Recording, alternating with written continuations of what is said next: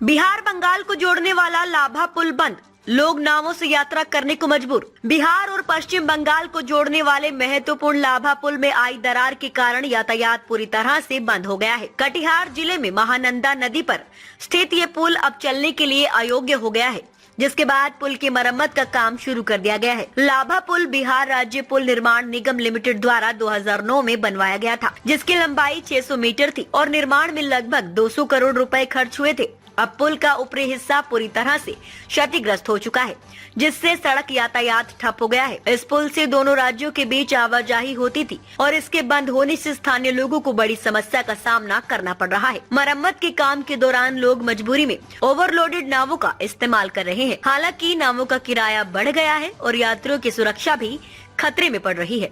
विशेषज्ञों के अनुसार पुल की मुरम्मत में काफी समय लग सकता है। कटिहार के जिलाधिकारी मानीश कुमार मीणा ने पुल के क्षतिग्रस्त होने की पुष्टि की है। उन्होंने बताया कि मरम्मत का काम जल्द से जल्द पूरा करने की कोशिश की जा रही है। साथ ही उन्होंने अवैध नाव संचालकों के खिलाफ कार्रवाई का आश्वासन दिया। जिलाधिकारी ने लोगों से अपील की है कि वे जान जोखिम में डालकर नावों से यात्रा न करें और वैकल्पिक रास्तों का उपयोग करें, भले ही इसके लिए उन्हें कुछ किलोमीटर अधिक यात्रा करनी पड़े।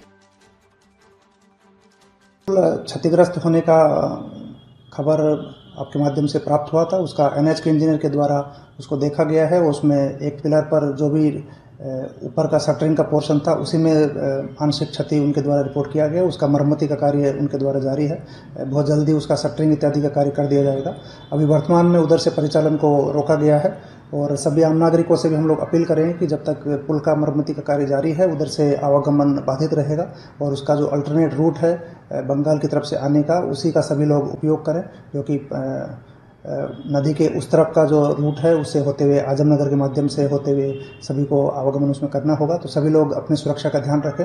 अगर इस प्रकार का कहीं पे भी अवैध रूप से नाव के माध्यम से परिचालन करते हुए कोई पाया जाएगा तो उस पर कड़ी कार्रवाई किया जाएगा और संबंधित पुलिस पदाधिकारी के द्वारा लगातार वहाँ पर निरीक्षण भी किया जा रहा है। आप सभी से सहयोग की अपेक्षा है। जब तक पुल का मरम्मती का कार्य जारी है, तब तक सभी लोग अल्टरनेट मार्ग का प्रयोग करें। पूरी वीडियो देखने के लिए आपका धन्यवाद। अगर आप इस वीडियो को फेसबुक पर देख रहे हैं तो कृपया हमारे पेज को फॉलो करें और यदि आप YouTube पर देख रहे हैं तो कृपया हमारे चैनल को सब्सक्राइब करें।